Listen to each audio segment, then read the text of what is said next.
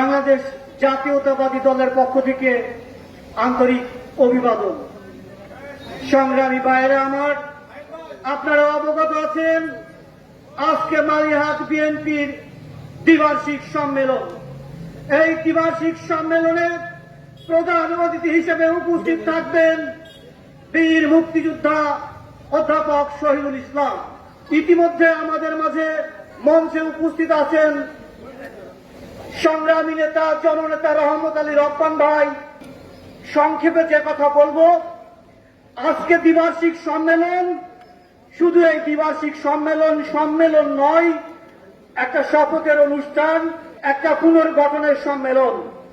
বাংলাদেশ জাতীয়তাবাদী শক্তিকে উৎখাত করার জন্য বিগত ১.৫ দশকে এমন কোন অপকর্ম নেই যা করা হয়নি, কিন্তু সে প্রচেষ্টা ব্যর্থ হয়েছে।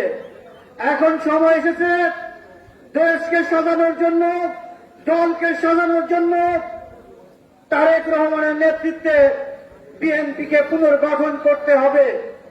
পুনর্গঠন প্রক্রিয়ার মাধ্যমে আমরা একটা শক্তিশালী দল হিসেবে বাংলাদেশের রাজনীতিতে ইতিবাচক পরিবর্তনে ভূমিকা পালন করতে পারব বলে বিশ্বাস করি। আপনাদের সবাইকে আমাদের সাথে একাত্মতা ঘোষণা করার আহ্বান জানিয়ে আমি আমার সংক্ষিপ্ত বক্তব্য শেষ করছি। খোদা হাফেজ। বাংলাদেশ জিন্দাবাদ।